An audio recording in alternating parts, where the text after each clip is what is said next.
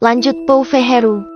Aku ingin melanjutkan perjalanan, tapi masih takut kalau para hantu pendaki masih menungguku di sana. Jadi aku memutuskan untuk tetap di sini dulu sampai mereka benar-benar jauh dan tidak kembali lagi ke sini. Capek banget gue lari-larian terus dari tadi. Itu hantu apa gak capek ya? Aku bicara sendiri. Aku hanya duduk-duduk saja di balik pohon ini sambil menunggu waktu yang tepat untuk kembali melanjutkan perjalanan untuk mencari teman-temanku yang lain. Kayaknya sudah aman, aku akan lanjut mencari teman-temanku yang lain. Aku bermonolog. Aku kembali berjalan menyusuri gelapnya hutan melewati ilalang yang panjang dan cukup sakit saat mengenai kaki, tapi aku harus tetap bertahan dan menyelamatkan keempat sahabatku.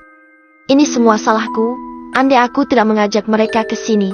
Ini semua tidak akan terjadi, andai kita dengerin ucapan nenek dan berlibur di tempat lain.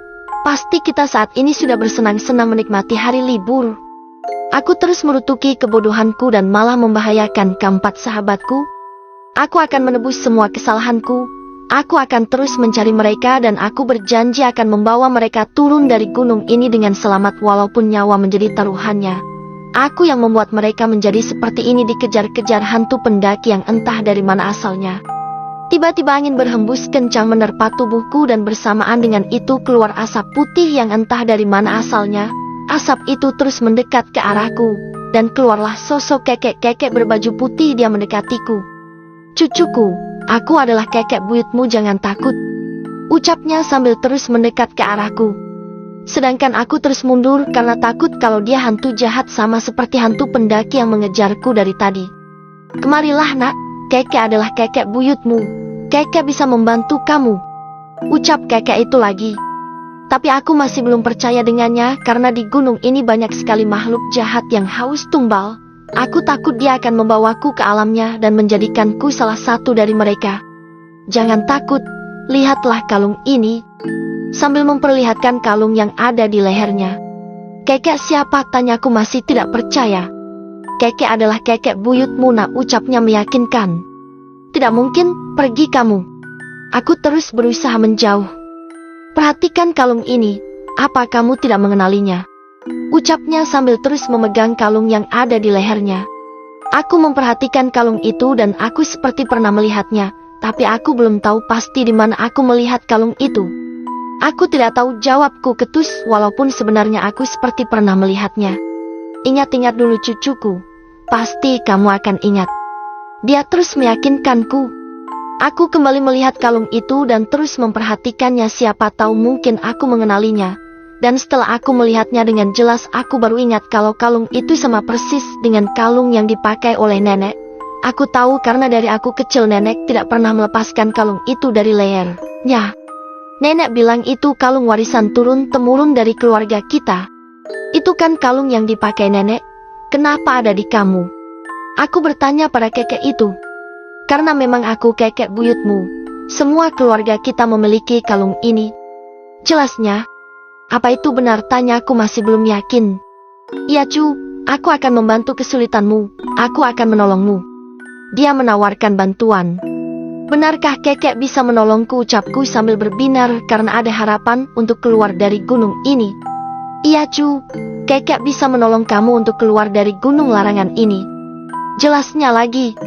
Aku sedikit lega karena si kekek bisa menolongku dan aku akan segera keluar dari gunung ini dan juga bisa menolong Aldi, Laye, Heru, dan Usna.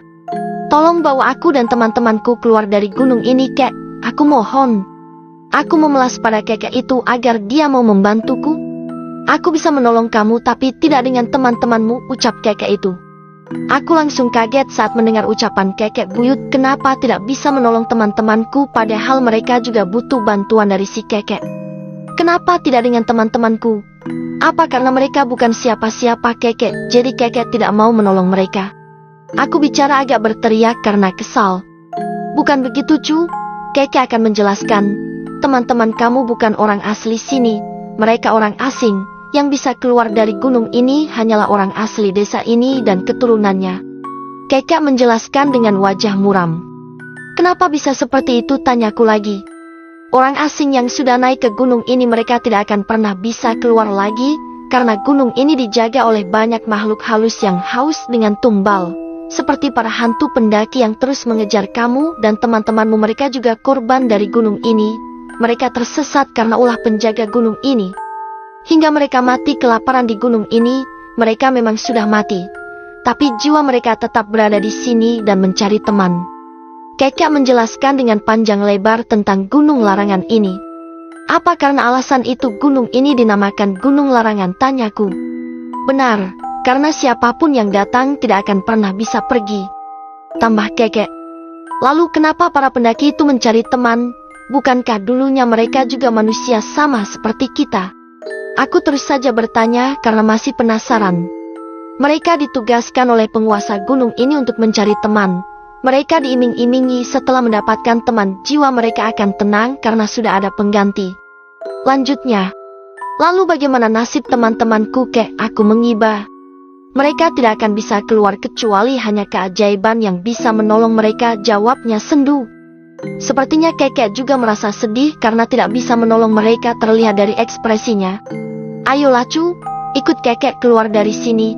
Tempat ini tidak aman untukmu dan juga sangat berbahaya untuk kamu. Jangan sampai kamu jadi korban berikutnya, ajaknya. Tapi bagaimana nasib teman-temanku? Kek, mereka juga harus keluar dari gunung ini. Aku juga memikirkan nasib teman-temanku. Kekek sudah menjelaskan semuanya, mereka tidak akan bisa keluar, jawabnya dengan enteng. Tidak Kek, aku tidak mau meninggalkan mereka. Aku menolak ajakannya. Ayolah Cu, waktu Kekek tidak banyak, kamu harus keluar dari gunung ini secepatnya. Dia terus memaksa. Sekali lagi maaf Kek, aku tidak bisa meninggalkan teman-temanku begitu saja. Aku yang mengajak mereka ke sini. Aku bertanggung jawab dengan keselamatan mereka. Jadi apapun yang terjadi, aku akan tetap mencari mereka dan akan membawa mereka keluar dari gunung ini, ucapku lantang. POV Heru, itu bukan salahmu cucuku. Itu sudah takdir mereka. Ayolah ikut aku. Aku akan membawamu keluar dari gunung ini dan kamu akan selamat wahai cucuku. Dia terus saja membujukku. Maaf Kek, aku tidak bisa ikut. Aku sudah berjanji pada diriku sendiri kalau aku hanya akan keluar dari gunung ini bersama keempat sahabatku. Aku terus berkilah. Kamu memang sangat persis dengan ayahmu, kalau sudah punya keinginan tidak akan bisa ditentang oleh siapapun. Sambil menggelengkan kepala, mungkin dia sudah menyerah untuk membujukku. Terima kasih karena Kekek sudah mengerti, sambil menundukkan kepala tanda hormat. Kalau begitu Kekek tidak bisa bantu apa-apa lagi cucuku. Kekek hanya bisa berdoa agar kamu dan teman-temanmu itu bisa keluar dari gunung ini dengan selamat, ucap si Kekek.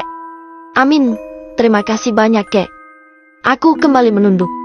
Satu lagi, Kekek merasakan di sekitar sini ada manusia selain kamu, mungkin dia salah satu teman yang kamu cari, tambahnya.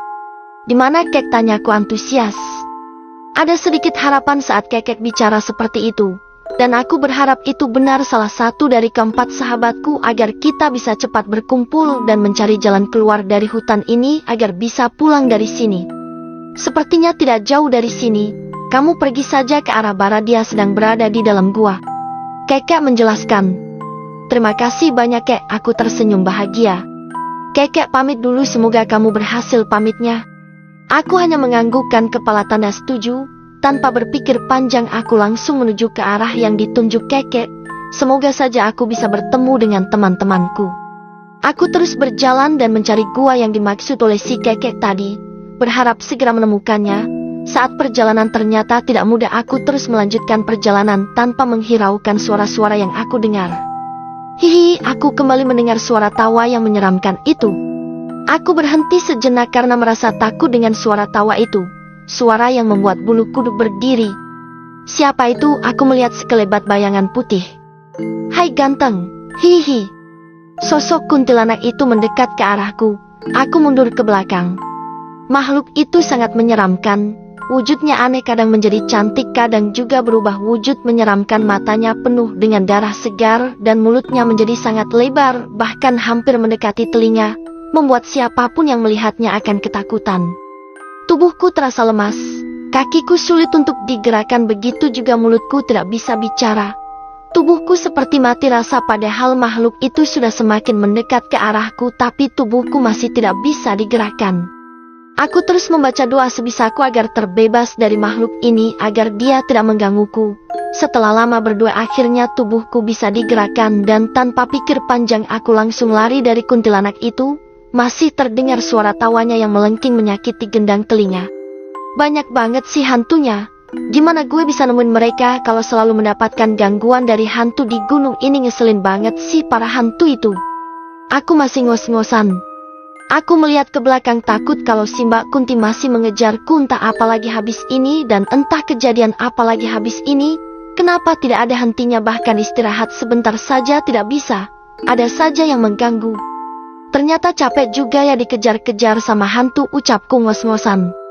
Berhenti dululah di sini, capek banget. Aku langsung duduk. Aku benar-benar merasa haus, tenggorokan sangat kering. Lalu aku membuka ranselku untuk mengambil minuman. Habis lagi airnya.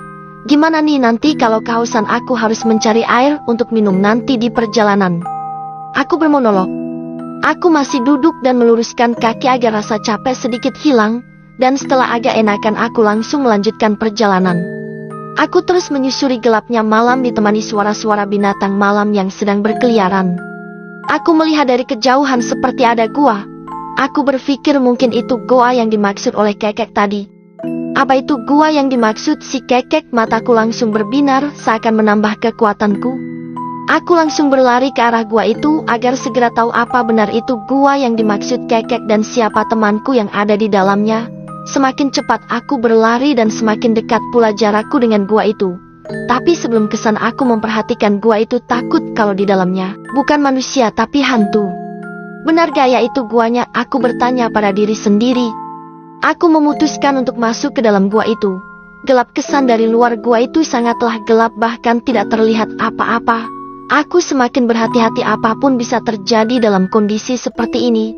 Dan setelah aku masuk ke dalam gua itu, ternyata yang ada di dalam sana adalah Usna. Aku memanggilnya dan dia dalam keadaan meringkuk. Usna langsung menoleh ke arahku, tapi anehnya dia malah menangis dan langsung histeris. Pergi, pergi kamu dari sini, ucapnya langsung berdiri. As, ini aku Heru, kenapa kamu nyuruh aku pergi? Aku kebingungan. Usna malah langsung berdiri dan mau lari, tapi aku mencegahnya. Kamu kenapa sih Has? Bukannya kamu seneng aku udah nemuin kamu dan kita bisa bareng-bareng cari yang lain, malah kamu mau pergi lagi. Sambil memegang tangan Usna. Kamu bukan Heru, kamu setan, tolong jangan ganggu aku. Usna malah menangis sesenggukan. Setan apaan sih? Aku Heru, teman kamu, bukan hantu. Aku meyakinkan. Bohong, dia kembali ingin pergi tapi sambil meringis memegang kakinya. Kamu kenapa As? Kaki kamu kenapa? Kok jalannya gitu? Aku melihat kakinya. Usna masih diam dan tetap menangis. Aku semakin bingung dan khawatir karena kaki Usna sepertinya terluka dan sikapnya juga aneh. Sini-sini duduk dulu, aku lihat kaki kamu. Aku menyuruhnya untuk kembali duduk dan melihat keadaan kakinya. Ini kaki kamu keseleo deh, udah mulai bengkak, ini pasti sakit. Sambil memegang kakinya. Ini badan kamu juga banyak goresan loh, kamu gak apa-apa? Aku melihat wajahnya, tapi malah semakin menangis sesenggukan. Jadi kamu beneran Heru, ucapnya sambil memegang wajahku. Ya iyalah, kamu ini kenapa sih kok aneh gitu? Emang kamu kira aku siapa? Tanyaku heran. Kenapa lo baru kesini sih? Gue ketakutan sendirian di sini. Usna memelukku dengan erat. Maaf ya, dari tadi aku cari kamu dan Diki tapi gak ketemu-ketemu, tapi aku bersyukur bisa ketemu kamu. Lagian kenapa bisa terpisah sih? Kan aku dari awal udah bilang ikuti langkahku. Malah kalian lari sendiri-sendiri. Aku malah mengomel. Maaf ya, habisnya aku takut karena hantu itu, jadi aku langsung lari. Aku dikit kalian ada di belakangku, tapi ternyata kita malah terpisah. Usna mulai sedikit tenang. POV Heru, itulah kalian, susah sekali dibilangin. Aku memasang wajah kesal. Iya maaf, makasih ya udah bantuin aku dan nemuin aku. Tadi aku kira aku bakalan sendirian sampai mati di sini. Usna memasang wajah sendu. Ngomong apa sih kamu? Sekarang kita sudah aman, tinggal nyari yang lain, ucapku. Diki gak sama kamu? Usna celingukan. Enggak, orang dari tadi aku sendiri, jawabku. Kasian si Diki sendirian, kata si Sipit Usna. Oh ya, tadi kenapa kamu nyuruh aku pergi? Aneh kamu. Aku merasa aneh dengan sikap Usna. Ceritanya panjang banget, dan itu yang buat gue sampai keselio kayak gini.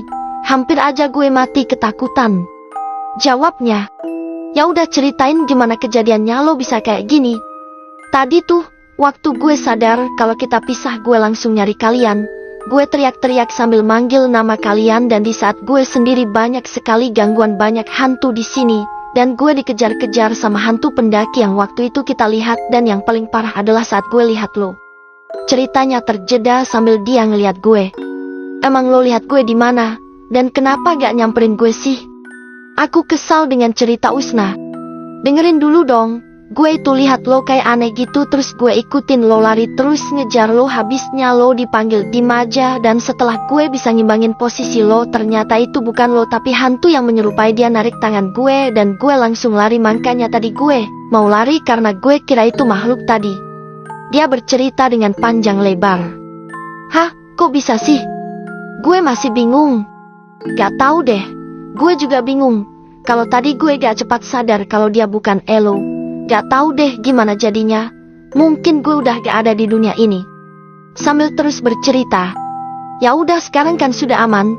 Terus gimana kaki lo masih sakit? Tanyaku. Masihlah, bengkak ini. Jawabnya. Bentar gue urut dulu ya. Kebetulan gue bawa minyak gosok. Aku mulai mengurut kaki Usna dengan pelan berharap bisa cepat sembuh dan membaik.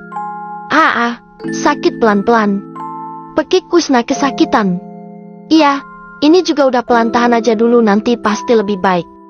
Aku menenangkan. Tapi sakit sakit banget rasanya badanku rasanya perih. Usna merasa kesakitan. Iya itu badan lo kayaknya tergores sesuatu. Sabar dulu ya nanti selesai gue nyirit luka di tubuh lo gue masih betadine biar cepat sembuh biar kita bisa lanjutin perjalanan. Aku bicara panjang lebar agar dia bisa tenang. Makasih ya lo udah banyak bantuin gue. Gak tahu lagi deh gimana kalau lo gak nemuin gue bisa-bisa gue mati ketakutan di sini. Sambil meringis kesakitan memegang kakinya yang terlilit. Justru gue yang minta maaf sama kalian. Kalau aja gue gak ngajak kalian ke sini dan kalau saja gue mau dengerin ucapan nenek gue pasti kita semua tidak akan terjebak di gunung larangan ini dan pasti sekarang kita udah liburan dan senang-senang. Aku bicara sambil berurai air mata baru kali ini aku menangis di depan temanku karena aku merasakan penyesalan yang amat mendalam. Jangan bicara seperti itu, ini bukan salah lo. Kita akan ambil keputusan ini bareng-bareng dan lo gak pernah maksa kita buat ikut kesini kan? Kita memang sama-sama salah karena tidak mendengarkan ucapan nenek malah kita bohongin dia dan pergi diam-diam kesini itu pun keputusan kita bersama bukan kamu saja. Usna terus saja menenangkan aku yang sudah berlinang air mata. Tetap saja gue merasa bersalah atas musibah yang kita alami. Para hantu pendaki itu ternyata ingin menangkap kita dan ingin menjadikan kita salah satu dari mereka. Makanya mereka terus mengejar kita. Aku menjelaskan pada Usna agar kita lebih berhati-hati. Iya, tadi juga mereka mengejarku dan untungnya aku bisa selamat dan bersembunyi di dalam gua ini. Jelasnya. Jadi mereka juga ngejar-ngejar kamu sampai sini, aku kaget dengan ucapan Usna. Iya makanya kita harus lebih berhati-hati lagi karena mereka ada di mana-mana mereka akan terus mengincar kita karena tujuan mereka adalah membawa kita ke alam mereka dan menjadikan kita bagian dari mereka, ucapku menggebu. Oh ya di mana ya Diki sekarang? Kasihan kalau dia sendirian dan aku khawatir kalau dia sampai tertangkap oleh hantu pendaki yang sedang mengincar kita. Usna terlihat khawatir dan sedih. Besok kalau kamu sudah baik kan kita akan cari Diki sampai ketemu setelah itu kita akan cari Lai dan Aldi kita harus berkumpul dan setelah itu kita cari jalan keluar sama-sama itulah rencanaku dari awal agar kita bisa keluar bareng dari gunung ini. Gue haus nih, tapi air gue udah habis. Gimana ya kalau kita kehausan? Usna sambil memegang tenggorokan. Nih punya gue masih sedikit lo minum aja sampai habis biar gue cari air. Aku membuka tas ranselku dan memberikan botol airku untuk Usna agar dia minum dan ada tenaga. Emang lo mau nyari kemana? Di luar kan banyak bahaya. Besok saja kita cari air. Usna tidak mengizinkan. Galo tenang aja. Kita mungkin bisa hidup tanpa makan seharian tapi kita tidak bisa hidup tanpa air.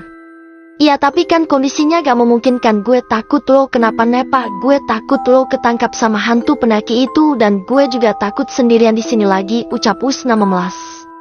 Kamu tenang aja. Kamu tunggu saja di sini, jangan kemana-mana. Aku cuma sebentar kok. Lagian tadi aku seperti melihat sungai kecil di sana dan aku bisa mengambil air dari sana. Aku berbohong padahal aku sama sekali tidak melihat sungai. Itu aku lakukan agar Usna mengizinkan aku untuk pergi dan mencari air, karena kondisi Usna lagi sakit. Kalau tidak ada air kondisinya akan lebih buruk, dia bisa lemas. Ya udah kalau begitu kamu hati-hati ya, cepat balik ke sini. Akhirnya Usna mengizinkan aku pergi. Kamu tunggu di sini dan jangan kemana-mana.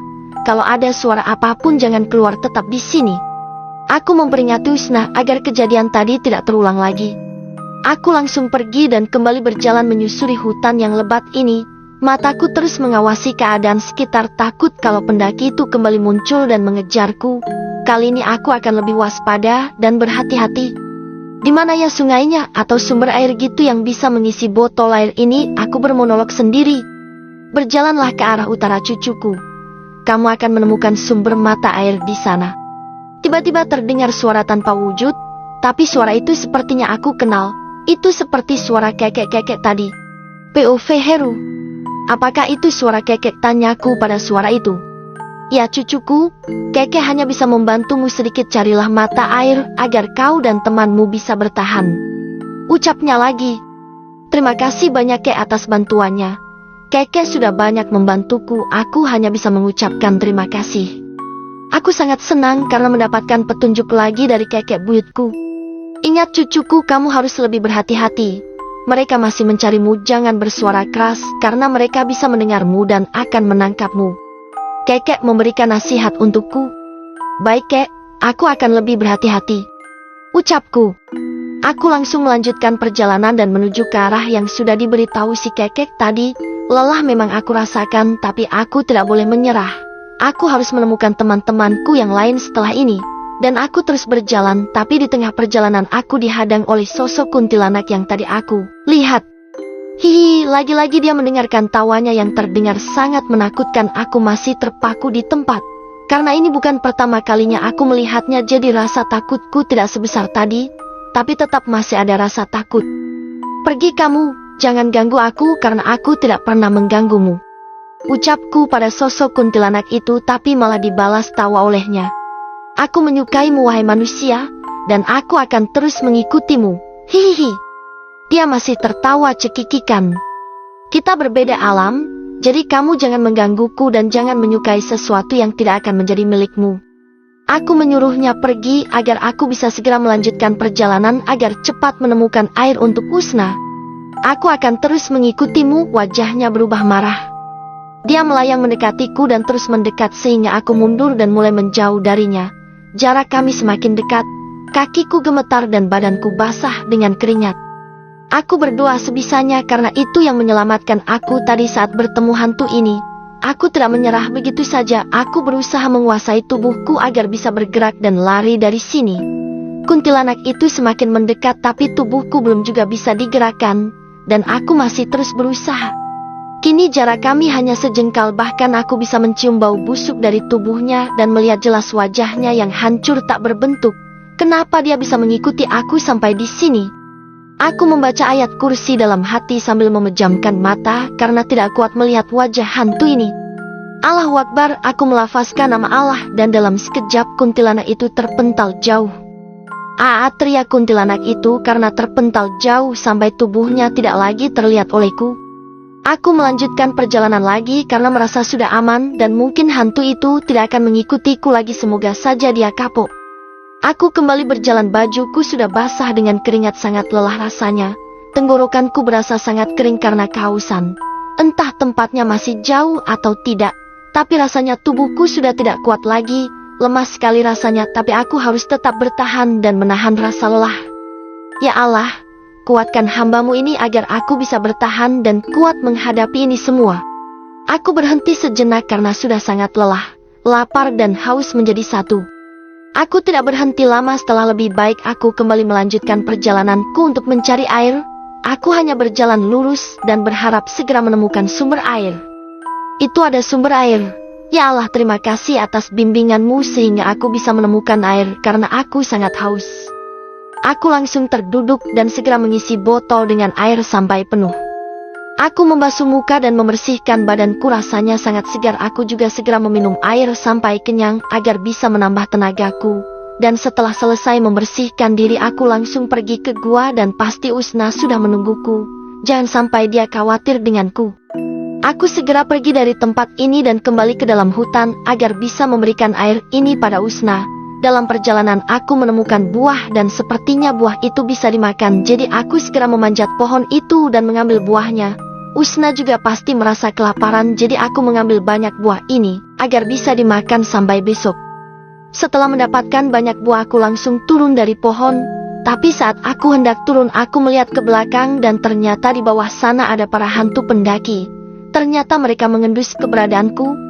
Aku membatalkan niatku untuk turun dan bersembunyi di atas pohon. Semoga mereka tidak melihatku. Kemana dia? Mereka celingukan mencariku. Tadi aku seperti melihat manusia itu berjalan ke arah sini, jawab temannya. Tapi lihat, tidak ada apa-apa. Kalaupun tadi dia ke sini, pasti dia masih terlihat dan masih ada di sekitar sini. Mungkin itu leader mereka yang bicara, karena saat aku perhatikan dialah yang dari tadi memberikan arahan juga perintah untuk teman-temannya. Aku masih terdiam dan terus memperhatikan mereka. Tapi setelah menunggu lama, mereka belum juga pergi dari sini. Mereka masih mencariku di tempat ini karena salah satu dari kita tadi melihatku. Ayo kita cari di sebelah sana, siapa tahu dia balik sana. Mereka pun pergi meninggalkan tempat ini. Aku lega karena mereka sudah pergi. Tapi aku belum berani turun, takut mereka melihatku. Karena kalau sampai mereka melihatku dan mengejarku, bukan aku saja yang ada dalam bahaya, tapi juga Usna dalam bahaya. Setelah memastikan mereka sudah jauh, aku langsung turun dari pohon ini dan berlari sambil membawa air. Sedangkan buah tadi aku mencopot jaketku dan aku pakai untuk membawa buah tadi. Aku kembali berjalan menuju gua karena Usna pasti sudah khawatir karena aku cukup lama meninggalkan dia sendiri di sana. Akhirnya aku sampai di dalam gua dan segera menghampiri Usna yang sedang berbaring. Aku udah dapat air. Aku membangunkan dia. Loh, kok badan kamu panas sih? Kamu sakit ya? Aku memegang keningnya. Badanku sakit semua, har keluhnya. Ya Allah, kamu malah sakit. Berdiri dulu ya, ini aku bawa minum, kamu minum obat dulu ya. Untung aku bawa kotak peti 3K. Kamu minum obat dulu ya. Ucapku memberikan dia obat penurun panas. Terima kasih banyak, Her. Dia terus berterima kasih kepadaku. Padahal aku yang membuat mereka menjadi seperti ini. Kamu istirahat dulu biar enakan badannya. Aku menyuruh Usna untuk tidur agar demamnya cepat turun. Tidak lama Usna langsung tertidur, mungkin juga karena efek obat penurun panas yang dia minum. Setelah memastikan Usna sudah tertidur, aku langsung merebahkan tubuhku yang juga sudah sangat merasa lelah. Feldi, hujannya deras banget lagi. Bisa kedinginan ini kita. Mana gak bawa tenda lagi? Laye duduk sambil memeluk lututnya. Kamu kedinginan? Tanyaku sambil menatap wajah Laye. Iyalah, hujannya deras gini, jawabnya. Kita buat api unggun aja dari kayu yang udah kita kumpulin, usulku, dan langsung dijawab anggukan oleh Laye. Kita langsung menyusun kayu itu dan menyalakannya sebagai api unggun. Laye mendekat dan menggosokkan tangannya di depan api unggun agar tidak kedinginan, dan aku pun melakukan hal yang sama. Bentar lagi malam, dan kita cuma makan pakai roti, jadi gak ada tenaga sama sekali. Laye terlihat lemas. Nanti setelah hujan reda, kita cari makan apapun yang bisa kita makan. Gue juga lapar banget, mending kita minum dulu biar rasa laparnya hilang, usulku. Ya udah, gue minum air putih dulu buat ganjel perut. Laye langsung meminum air yang ada di botolnya. Sama gue juga mau minum, aku pun melakukan hal yang sama dengan Laye. Kemana ya teman-teman kita yang lain? Apa mereka sudah turun atau masih mencari kita? Laye bertanya padaku. Gak tahu juga gue, semoga saja mereka mencari kita, atau mencari bantuan agar kita bisa ketemu, jawabku. Hujan terus mengguyur bumi dengan derasnya. Suara kilat terus bersahutan membuat suasana semakin mencekam. Aku berdoa semoga teman-temanku bisa menemukan aku dan Laye agar kita bisa cepat turun dari gunung ini dan segera pulang. Kita tidur di sini dulu ya sampai hujannya reda. nanti kita cari makan dan juga cari jalan keluar dari gunung ini. Aku memberi masukan. Benar yang lo omongin, lebih baik sekarang kita tidur biar nanti kalau hujannya udah reda kita bisa pergi dari sini. Ternyata Laye juga menyetujui saranku. Kita merebahkan diri di dalam gua ini dan hanya beralaskan tanah karena kita tidak membawa persiapan apapun untuk menginap di sini. Setelah cukup lama tertidur dengan pulas aku terbangun. Ternyata langit sudah gelap menandakan kalau hari sudah malam. Hujan pun sudah reda, hanya meninggalkan suara kodok yang beradu dengan merdu. Bangun ya, sudah malam, hujan juga udah reda. Ayo kita pergi dari sini dan mencari teman-teman kita yang lain. Aku menggoncang tubuh Laye. Laye menggeliat karena aku bangunkan. Ternyata kalau dilihat dari dekat wajah Laye cantik juga. Gue lagi enak-enak tidur nih, masih ngantuk. Jawab Laye sambil kembali ke posisi semula. Hei, mau keluar dari gunung ini gak? Ucapku kembali menggoncang tubuh Laye. Dia langsung berdiri, mungkin tadi dia lupa kalau masih tersesat di atas gunung saking lelapnya saat tidur. Ayo, lapar banget nih gue. Ucapnya sambil memegang perutnya yang belum terisi nasi sama sekali. Aku mengambil ranselku dan menaruhnya di pundak, kembali berjalan meninggalkan gua tempat kita beristirahat. Kita berjalan lurus menembus pekatnya malam dan dinginnya malam agar bisa mencari sesuatu yang bisa dimakan.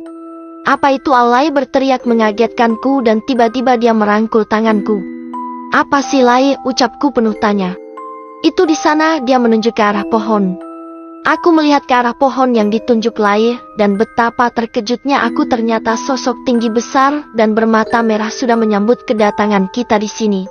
Dia hanya diam dan terus menatap kita. Tanpa pikir panjang aku langsung mengajak Laye untuk lari sebelum hantu itu mendekat. Ayo lari Laye, aku langsung menarik tangan Laye agar lebih cepat saat berlari. Kami terus berlari menerobos ilalang yang cukup panjang, tidak peduli walaupun kaki terasa gatal dan perih. Kami hanya ingin cepat menjauh dari makhluk menyeramkan itu. Kami berhenti sambil ngos-ngosan dan celingukan melihat apakah hantu itu sudah pergi atau masih mengejar kita. Gimana, sudah aman belum? Tanya Laye dengan nafas yang masih belum beraturan. Kayaknya sudah tidak ada dan sudah tidak terlihat lagi makhluk menyeramkan itu, ucapku tidak kalah ngos-ngosan. Kenapa kita diganggu terus sih sama para hantu di gunung ini? Laye terlihat kesal. Ya kan memang ini rumah mereka, tempat mereka berkumpul. Jelasku. Iya juga sih, tambahnya. Ayo kita lanjut lagi biar cepat dapat makanan, biar kita gak mati kelaparan. Aku berdiri dan mulai berjalan lagi disusul oleh Laye. Kami melanjutkan perjalanan ke arah yang berbeda karena di jalan tadi ada hantu yang mengejar kita. Jadi lebih baik kita berjalan ke arah lain. Kita mau jalan kemana lagi? Dari tadi kita jalan tanpa arah. Gue takut kita semakin nyasar ke dalam hutan. Laye malah berhenti dan cemberut. Kita gak boleh menyerah. Kalau kita gak usaha dan hanya diam, maka kita akan mati sia-sia di gunung ini. Ucapku memberi nasihat. Tapi gue capek, gue lapar, perut gue rasanya perih banget. Laye memegang perutnya sambil menangis. Memang Laye ini anak yang manja dan cengeng. Aku sudah mengenalnya sejak lama, jadi aku hanya diam dan membiarkan dia menangis dulu biar hatinya lega. Setelah Laye berhenti menangis, aku langsung memeluknya seakan memberikan kekuatan agar Laye bisa bertahan dan tidak putus asa. Kita harus kuat dan kita harus berjuang sama-sama. Kita tidak boleh menyerah. Ini alam, kalau kita menyerah kita akan mati sia-sia di sini dan sampai kapanpun tidak akan ada yang bisa menemukan mayat kita. Apa kamu mau itu terjadi? Aku memberinya semangat.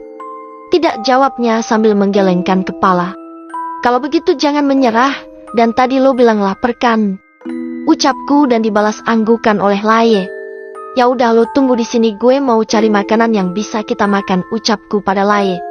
Iya, tapi lo hati-hati ya dan cepat kembali, gue takut sendirian di sini. Laye memasang wajah melas. Oke, lo tunggu di sini. Aku langsung berdiri dan meninggalkan Laye di sini. Aku berjalan sambil celingukan mencari sesuatu yang bisa dimakan atau bisa mengganjal perut agar bisa cepat makan. Setelah lama mencari, aku seperti menemukan buah yang dapat dimakan. Aku mendekati pohonnya dan benar buah itu bisa dimakan. Aku akan memanjatnya, aku bermonolog. Aku langsung memanjat pohon itu dan mengambil buahnya agar bisa dimakan. Kasihan Laye sudah kelaparan dan pasti dia sedang menungguku di sana. Setelah mendapatkan banyak buah aku langsung turun dan akan kembali ke tempat Lai yang sedang menungguku. Di perjalanan aku melihat sosok kuntilanak yang sedang melihatku dengan tatapan yang marah. Entah apa lagi ini. Peu Veldi. Mataku juga menatap wajah mengerikan itu. Malah sekarang aku tidak bisa menggerakkan badanku. Rasanya mati rasa semua dan kini kuntilanak berbaju merah itu semakin tajam menatapku. Aku pun kembali menatapnya. Aduh, kenapa sih ini mata udah tahu itu hantu wajahnya serem malah gue lihatin lagi. Aku menepuk jidat. Pergi kamu, kalau tidak awas kamu. Ucapku menggertak hantu itu agar pergi dari hadapanku. Dia masih diam dan terus memandangku. Apa mungkin dia naksir sama aku ya? Ngapain kamu lihatin aku terus? Kamu suka ya sama aku? Aku bertanya pada kuntilanak merah, tapi wajahnya malah terlihat semakin marah. Dasar manusia tidak berguna, suaranya serak dan terdengar sangat menakutkan. Dia menghentakkan kakinya dan membuat bumi ini bergetar. Aku langsung terjatuh karena kaget. Waduh, kuat juga itu hantu. Sekali hentakan bumi aja langsung terguncang. Lebih baik aku pergi dari sini.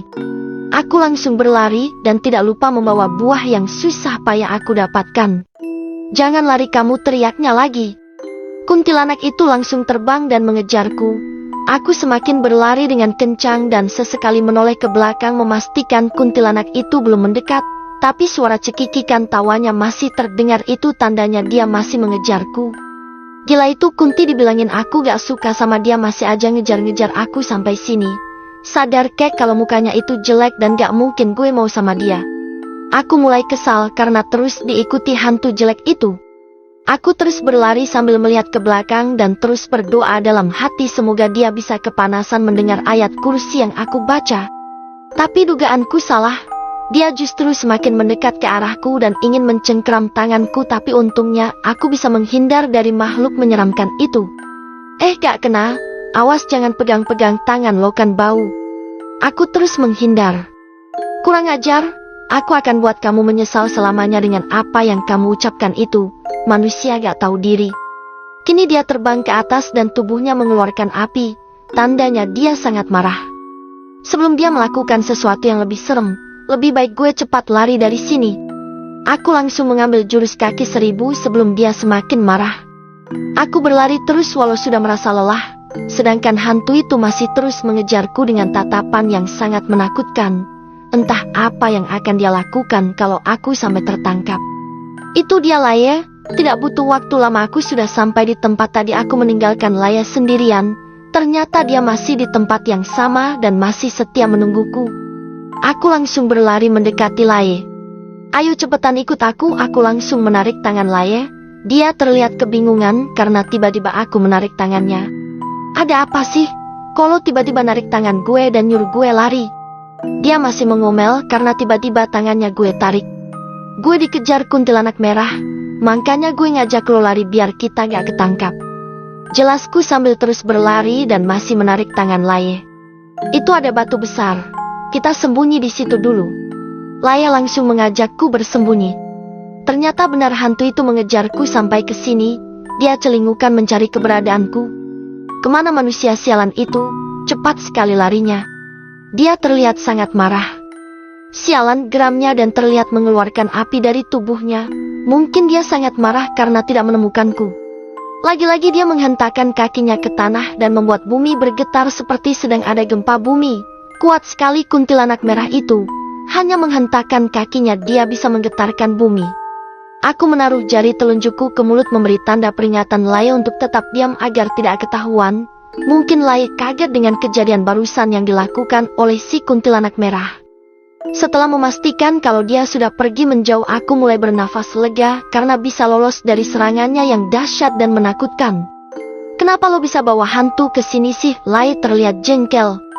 Gila lo, dikira gue sengaja bawa itu kuntilanak terus main kejar-kejaran gitu. Gue mulai kesal. Hei, ya siapa tahu aja lo mau pacaran sama itu Kunti. Laya terkekeh dan justru aku menatap lekat wajahnya yang ayu itu.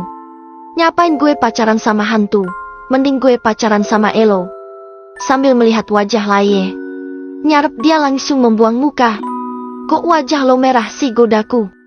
Apaan sih? Ngayal lo ya, jangan aneh-aneh deh. Laya malah tersipu malu. Mana makanannya?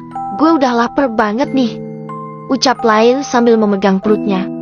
Ya ini gue bawa makanan, aku mengeluarkan buah yang tadi aku ambil dari pohon. Buah apa nih? Kok gue gak pernah lihat sih? Sambil tangannya melihat buah yang gue bawa. Itu buah apa ya?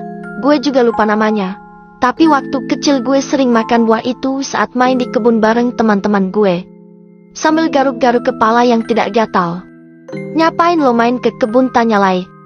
Ya kan gue dulu kecil di kampung, jadi mainnya ya di kebun. Dan dulu banyak buah kayak gini, jawabku sambil memakan buah itu. Enak gak rasanya? Laya terus bertanya, mungkin dia masih tidak yakin untuk memakan buah ini. Nanya mulu, katanya lapar, udah makan aja deh. Lo mau pingsan karena kelaparan. Aku merasa kesal karena dia terus bertanya. Laya akhirnya menggigit buah itu, tapi tiba-tiba wajahnya berubah, sepertinya dia tidak menyukai rasa dari buah ini. Kenapa, tanyaku saat melihat perubahan ekspresi wajah Laya. Buahnya gak enak, rasanya aneh, dapet dari mana sih lo buah kayak gini? Laya terus berceloteh tapi mulutnya tidak berhenti mengunyah, mungkin dia sangat lapar. Bener-bener ya tuh mulut gak bisa dijaga apa. Harusnya lo itu berterima kasih sama gue. Gue bela-belai naik pohon agar bisa ambil buah ini, sampai-sampai si pemilik pohon marah dan ngejar gue sampai sini. Gak ada akhlak emang tuh mulut. Aku bicara panjang lebar sambil manyun karena kesal. Hei, iya maaf deh. Terima kasih ya Aldi, sahabatku yang paling baik. Kamu udah mau nyariin aku makanan, ucapnya sambil memelukku. Tapi lama-lama enak kok buahnya. Dia terus memakan buah itu dengan lahapnya. Mungkin dia sudah benar-benar kelaparan. Maaf ya, aku cuma bisa ngasih kamu buah ini. Aku sudah berusaha tapi cuma ini yang bisa dimakan. Sambil menatap wajah Laya. Ya namanya juga di hutan, mana ada makanan enak? Kalau mau makan enak ya di restoran. Laya malah bercanda dan kita sama-sama tertawa. Puff Aldi. Laya terlihat sangat cantik saat tertawa. Sebenarnya sudah cukup lama aku memperhatikan Laya. Entah kenapa seperti ada rasa yang berbeda selain rasa sayang sebagai sahabat. Aku selalu deg-degan saat dia ada di dekatku. Tadi katanya gak enak, kok sampai belepotan gitu makannya? Ejekku sambil mengusap pipi Laya yang kotor. Biarin orang, gue emang lapar banget, kan tadi siang cuma makan pakai roti. Dia terus saja mengunyah buah itu, sepertinya dia memang benar-benar kelaparan. Baru kali ini aku bisa berduaan dengan Laya, karena biasanya kita pasti kemanapun berlima. Entah sejak kapan rasa ini mulai muncul, aku pun tidak menyadarinya. Aku hanya merasa seperti ada rasa yang berbeda saat aku duduk di sampingnya. Tapi aku tidak pernah berani mengungkapkannya karena Laya selalu bilang kalau dia sudah menganggap aku, Heru, Aldi dan juga Usna adalah keluarga. Kita selalu bersama dalam keadaan apapun, bahkan kalau salah satu dari kita ada yang lupa mengerjakan PR, pasti kita pura-pura tidak mengerjakan juga, agar bisa dihukum bersama. Ya, memang kami berlima sedekat itu. Bahkan kalau salah satu dari kita ada yang terluka, maka kita akan maju sama-sama. Kita selalu saling melengkapi dan saling melindungi satu sama lain. Kenapa lo ngelamun? Laya mengagetkanku. Apaan sih? Siapa juga yang ngelamun? Jawabku asal. Pasti lo sedang mikirin gue ya, ngaku aja. Sambil senyum-senyum menggoda. Kepedean banget sih Laya, jangan berhayal terlalu tinggi. Nama lo tidak ada di daftar hati gue. Aku berbohong padahal ucapannya sangat benar dan tepat sekali. Kenyang banget nih gue. Untungnya tadi kita udah ambil air, jadi kita gak kehausan. Dia langsung minum karena sudah kenyang. Kalau begitu sekarang kita istirahat dulu di sini, biar isi perut melorot dulu. Aku menyandarkan tubuhku di batu besar tempat kita bersembunyi. Ya udah kita di sini dulu. Dia juga melakukan hal yang sama, menyandarkan tubuhnya di batu. Tiba-tiba telingaku mendengar sesuatu, seperti orang yang sedang berbicara dan sepertinya jumlah mereka lebih dari satu. Lo dengar sesuatu gak? Tanyaku pada Lai. Iya, kayak ada orang yang bicara. Kita menajamkan pendengaran. Mungkin itu pendaki sama seperti kita. Ayo kita keluar dan meminta tolong kepada mereka. Lai mau berdiri dan langsung aku cegah. Jangan dulu, takutnya itu bukan manusia. Kita perhatikan saja mereka dulu. Kalau kita sudah yakin mereka manusia baru kita minta tolong. Lai terlihat kesal dengan keputusanku. Terserah lu aja, nanti kalau mereka sudah semakin jauh baru lu nyesel. Laya mengomel dan tidak pedulikan karena aku masih memperhatikan mereka. Kita harus terus mencari mereka sampai ketemu, ucap salah satu dari mereka. Pasti kita akan menemukannya, jawab salah satu temannya. Apa yang sebenarnya mereka cari? Tingkah mereka sangat mencurigakan. Mereka mengendus seperti sedang mencari sesuatu. Kenapa diem aja sih? Cepat minta bantuan.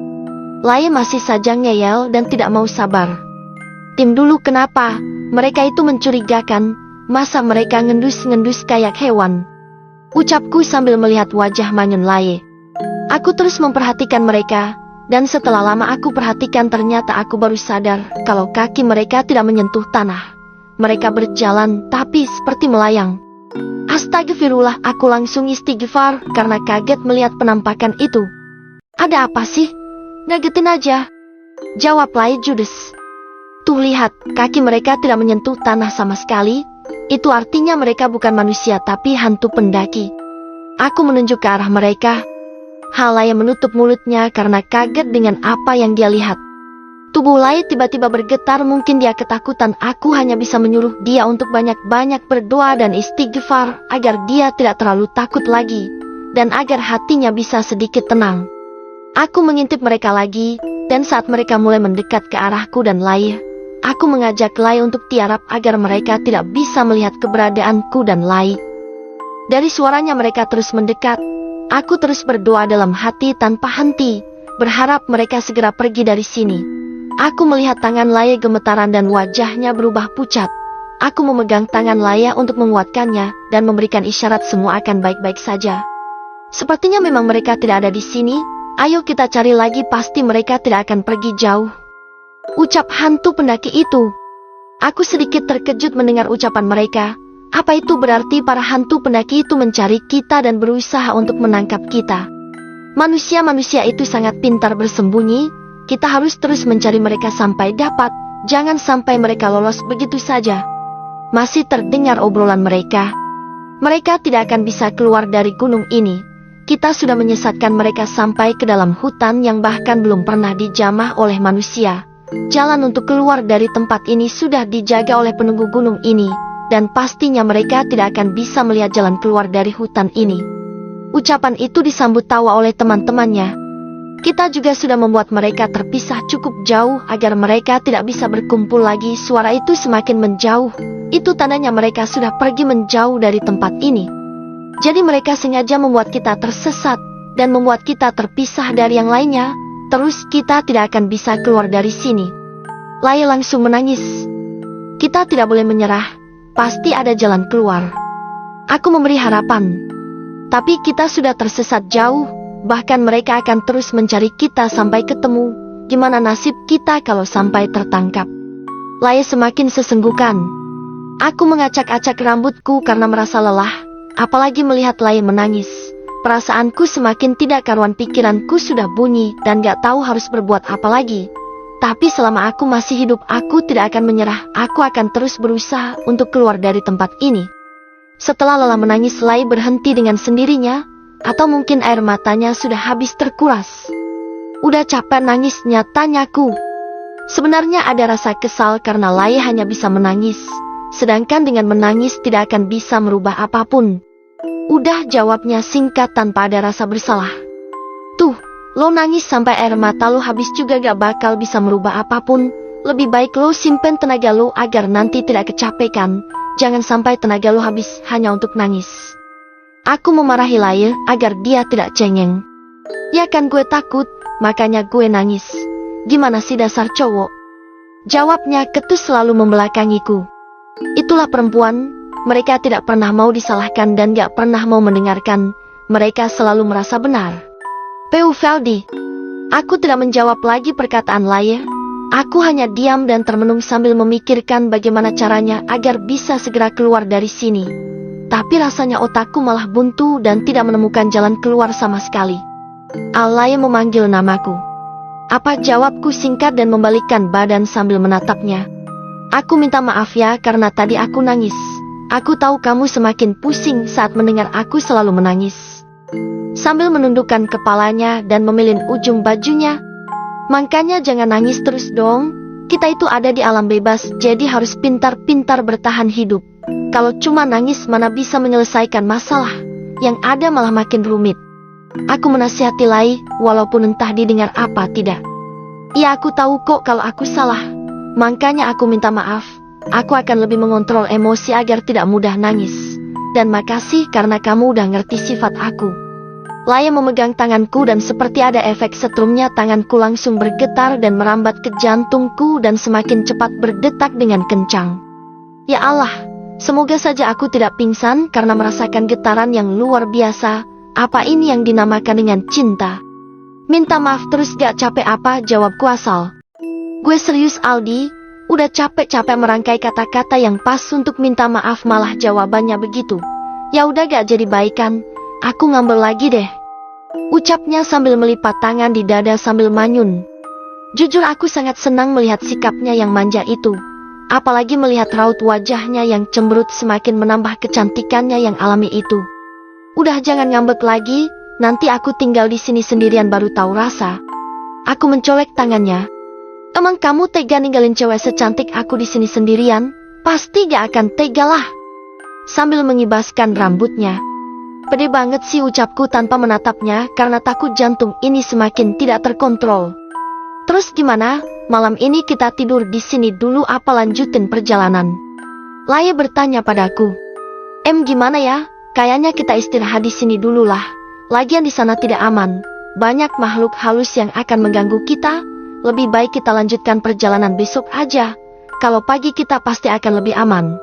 Rombongan hantu pendaki itu pasti masih ada di sekitar sini, dan akan terus mencari kita sampai ketemu.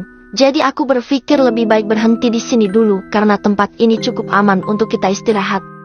Tidur dulu yuk, gue udah ngantuk banget capek lari-lari capek dibuat spa jantung juga sama penunggu di gunung ini. Aku merebahkan tubuh di tanah. Sama gue juga ngantuk banget, Laya merebahkan tubuhnya di sebelahku. Ngapain lo madep sini? Sana agak jauhan, jangan deket-deket. Dia tiba-tiba ngomel gak jelas. Kan gue duluan yang tiduran di sini. Harusnya kamu yang agak jauhan. Ngapain deket-deket aku? Aku tidak mau kalah juga. Bantah terus sih. Udah madep sana gak usah lihat gue. Ucapnya lagi. Mau tidur aja cerewet banget sih, jawabku ketus. Awas lo ya kalau sampai macam-macam, gue tonjok lo sambil mengepalkan tangannya. Dih. Ngarep banget sih lo gue apa-apain. Gak nafsu juga kali gue sama lo. Aku tanpa melihat ke arahnya lagi. Apanya orang gue cantik gini kok sambil mendekatkan wajahnya. Cewek gue lebih cantik, jawabku singkat.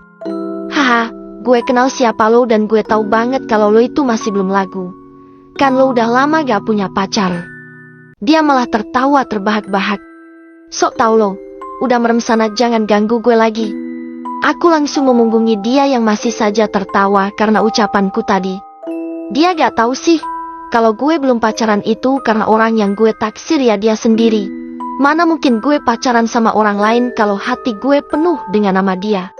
Aku menengok ke belakang memastikan kalau dia sudah tidur dengan nyenyak. Dia terlihat kedinginan, memang hawanya sangat dingin sekali. Makin cantik juga nih cewek kalau tidur, aku senyum-senyum sambil memandang wajahnya. Kasihan dia kedinginan, aku langsung memberikan jaketku ke tubuhnya agar dia tidak kedinginan. Malam ini akan terasa indah, karena tidurku ditemani oleh seseorang yang aku cinta. Ya, walaupun aku tidak akan berani untuk mengungkapkannya, biarkan aku dan Tuhan saja yang tahu tentang perasaan ini. Aku juga ikut tidur agar besok punya tenaga untuk mencari teman-temanku yang lain. Aku harus segera menemukan mereka. Tiba-tiba aku terbangun dan sudah berada di tempat yang asing. Suasananya sangat gelap. Sepertinya ini masih di dalam hutan, tapi hutan ini sepertinya aku belum pernah ke sini dan aku tidak melewati hutan ini sama sekali. Aku seperti melihat Diki dari kejauhan dan melihat dia berjalan terus lurus ke depan. Diki, aku memanggilnya tapi dia tidak merespon sama sekali. Diki, suaraku makin kencang agar dia mendengarkan suaraku. Tapi aneh sekali, Diki sama sekali tidak melihat ke arahku. Dia masih tetap berjalan tanpa menoleh ke belakang. Aku mulai mengejar Diki karena dia semakin menjauh, aku terus mengejarnya. Tapi anehnya semakin kencang aku berlari semakin Diki menjauh. Aku tidak menyerah sama sekali. Aku terus berlari mengejar Diki, tapi tidak juga sampai. Ini aneh sekali, padahal Diki hanya berjalan dan aku berlari dengan kencang. Tapi kenapa jarak kami semakin jauh, hingga Diki hilang dari pandanganku. Aku terus memanggil nama Diki, siapa tahu dia dengar dan mau berhenti. Tapi hasilnya nihil. Diki sama sekali tidak menyahut, bahkan aku tidak lagi mendengar langkah kakinya. Sepertinya aku sudah kehilangan jejak. Aku masih belum menyerah, bahkan aku lari semakin kencang berharap bisa menemukan keberadaan Diki. Kasihan dia sendirian, dan sepertinya dia sedang kebingungan mencari jalan. Aku berpikir sejenak, kenapa Diki sendirian, kemana Heru dan Usna, kenapa mereka tidak bersama Diki? Apa jangan-jangan mereka juga terpisah? Diki, aku terus berteriak. Ya Allah, kenapa jadi seperti ini? Ternyata mereka juga terpisah dan Diki sekarang sedang sendirian. Apa Heru dan Usna juga terpisah ya? Ini pasti akan lebih menyusahkan kita untuk bisa bertemu dan berkumpul kembali. Diki, aku terbangun, ternyata itu hanya mimpi, tapi kenapa seperti nyata? Laya terbangun, mungkin dia kaget karena aku tiba-tiba berteriak dan memanggil nama Diki. Ada apa sih teriak-teriak gitu? Ngagetin aja. Sambil mengucek mata karena baru terbangun. Tadi gue mimpi Diki ada di dalam hutan dan dia sedang sendirian. Aku menceritakan tentang mimpi yang barusan aku alami. Tapi aku seperti merasakan kalau itu benar-benar nyata. Peu Veldi, apa benar lo mimpi seperti itu? Laya menatapku dengan serius. Buat apa sih gue bohong? Lo gak lihat gue bangun-bangun ngos-ngosan kayak gini? Ucapku sambil menunjuk wajahku sendiri. Kan lo biasanya suka bohong. Dia malah ngegas. Dibilangin gak percaya, ya udah, jawabku ketus. Udah gak usah dipikirin. Lagian itu kan cuma mimpi. Mungkin karena kita terlalu khawatir makanya sampai terbawa mimpi. Laya menenangkan. Tapi sumpah itu berasa nyata banget. Lihat aja, gue beneran ngos-ngosan. Karena di mimpi itu gue lari-larian ngejar si Diki. Tapi anehnya makin gue kejar Diki malah makin jauh. Aku menjelaskan. Lo tenangin diri dulu deh. Nih air lo minum dulu biar agak tenang. Laya menyodorkan botol minum dan aku langsung menerimanya. Aku jadi kepikiran sama omongan rombongan hantu pendaki tadi. Kan tadi mereka bilang sengaja misahin kita biar kita tidak bisa ketemu lagi dan mereka bisa gampang mencari kita. Aku jadi makin kepikiran. Apa mungkin mimpi lo itu bener? Apa Diki sekarang sedang sendirian di hutan ini dan Heru sama Usna gimana ya nasib mereka? Kasian kalau Usna sendirian, gimana kalau dia ketakutan? Laya memikirkan hal yang sama. Oke, setelah matahari terbit kita langsung cari mereka sampai ketemu. Ucapku. Kita harus cari mereka. Jawab Laya, matanya terlihat sendu, mungkin sedih memikirkan nasib Usna. Kita berlima memang sahabat dekat dari sejak kita masuk SMA, bahkan kita memiliki hobi yang sama. Tapi Laya lebih dekat dengan Usna karena di antara kita mereka berdua sama-sama perempuan. Mungkin itu yang membuat mereka lebih dekat. Ayo kita lanjut untuk tidur, biar besok kita punya banyak tenaga untuk mencari mereka. Ucapku lalu kembali merebahkan tubuhku di tanah dan diikuti oleh Laya. Laya sepertinya sudah tertidur pulas, tapi gak tahu kenapa aku tidak bisa tidur lagi, padahal aku sudah berusaha untuk memejamkan mata agar tertidur, tapi tetap saja aku tidak bisa tidur. Aku terus memikirkan nasib teman-temanku yang lain, dan makin pesimis karena keadaan sudah makin kacau. Kita sudah saling terpisah dan bahkan kita tahu sama sekali di mana teman-temanku yang lain berada. Aku berpikir apa mungkin kita bisa kumpul lagi dan sama-sama mencari jalan keluar. Tapi saat melihat wajah Laya, aku kembali meyakinkan diri untuk tetap semangat dan kembali berjuang untuk mencari teman-temanku yang lain. Dan aku harus memastikan kalau Laya harus turun dari gunung ini dan kembali pulang ke rumahnya. Waktu berjalan sangat cepat. Ternyata tadi aku ketiduran dan saat mendengar suara burung berkicau aku langsung terbangun dan mengucek mata. Ternyata hari sudah pagi. Aku menghirupnya udara yang sangat segar dan sejuk. Ternyata hutan ini cukup indah. Banyak sekali pemandangan yang menyejukkan mata. Mataku masih berkeliling melihat pemandangan yang ada di depanku. Pohon-pohon yang rindang dan menjulang tinggi. Banyak sekali burung-burung yang berterbangan mengelilingi pohon-pohon di hutan ini. Kicauannya sangat merdu didengarkan. Laya bangun, ini sudah pagi. Aku mengguncang tubuhnya agar dia bangun. Tapi masih belum ada respon juga dari Laya, ternyata dia tidur sangat nyenyak.